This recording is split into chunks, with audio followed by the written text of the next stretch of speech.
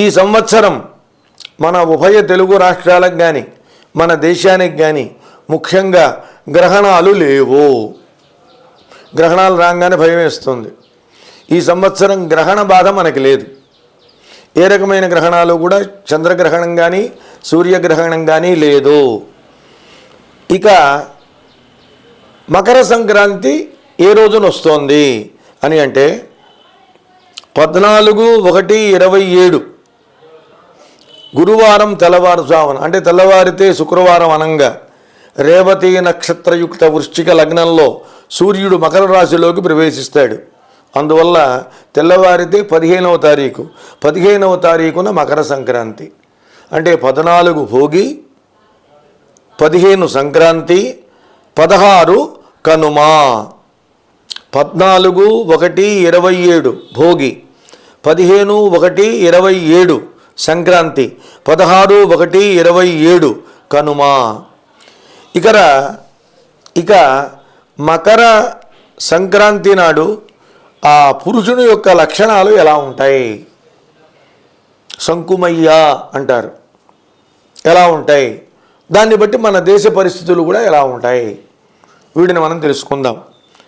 అష్టకర్ణో విశాలాక్షః లంబభ్రూదీర్ఘనాసికః అష్టబాహుః చతుర్వక్త్రః సంక్రాంతేః పురుషాకృతిః.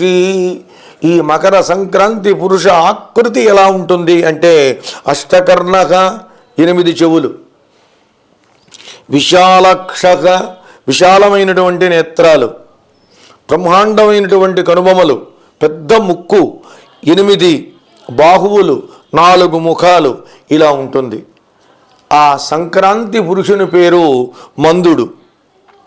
ఇతడు వేపాకు నీటిలో స్నానం చేస్తాడు, నల్లని వస్త్రాలు ధరిస్తాడు, లాక్షాగంధాన్ని పూసుకుంటాడు, పువ్వులు ధరిస్తాడు, గోమేధికంతో కూడినటువంటి ఆభరణాల్ని ధరించి సీసపాత్రలో పాలను త్రాగి ఆయన చేసేటువంటి పని ఏమిటి అని అంటే రేగి పండ్లను తింటాడు.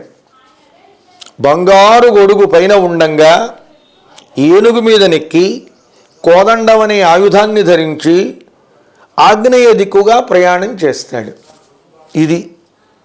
దీనివల్ల ఏమిటి?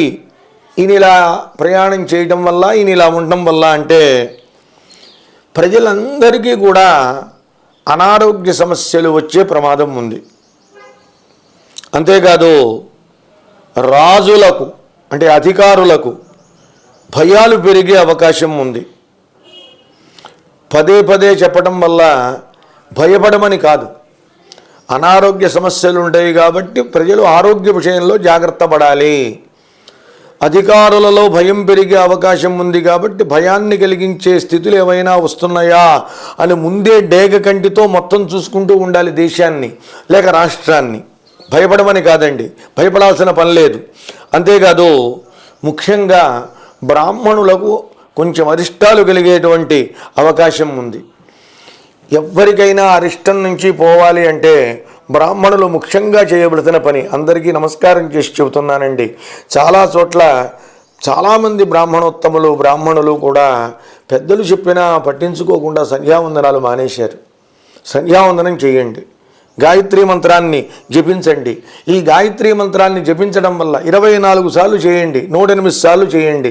పద్మపురాణంలో చెప్పారు, ఎవడైతే 24 సార్లు గాయత్రీ మంత్రం జపిస్తారో వారిని ఏ గ్రహాలు ఏమీ చేయవు.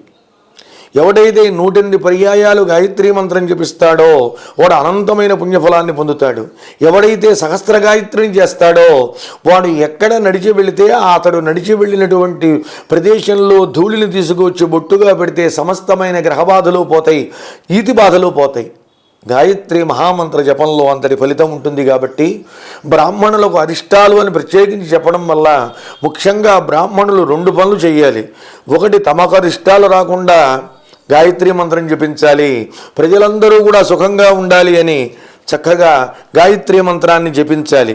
అంతేకాదు ఆగ్నేయ దిక్కుగా ఏలుగు పైన ఈ సంక్రాంతి పురుషుడు వెళ్ళటం వల్ల ఆ దిక్కున ఉన్నటువంటి ప్రాంతాలు ఏవైతే ఉన్నాయో వాటికి కొంత కీడు జరిగేటువంటి అవకాశం ఉంది. చాలా జాగ్రత్త వహించాలి.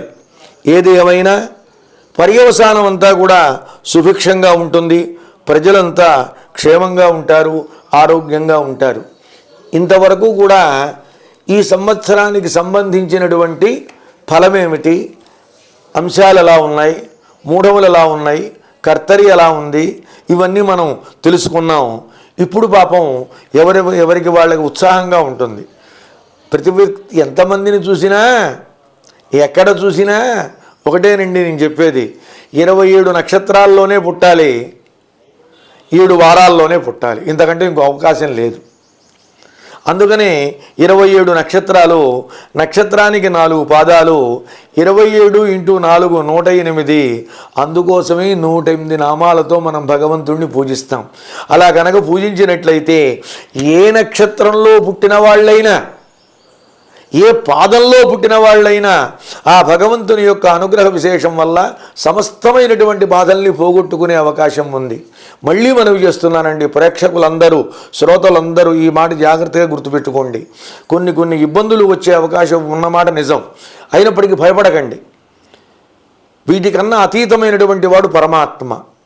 ఒక రకంగా ఆలోచించండి, ఏ పండగలకైనా ఒక దేవుడు ఉంటాడు. శ్రీరామనవమి శ్రీరామచంద్రుడు, కృష్ణాష్టమి కృష్ణుడు, వినాయక చవితి వినాయకుడు, దుర్గాష్టమి అమ్మవారు, ఇలా ఉన్నారు.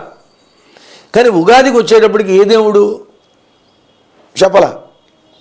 ఉగాదికి ఒకడే కాలపురుషుడు, కాలరూపీ జనార్దన.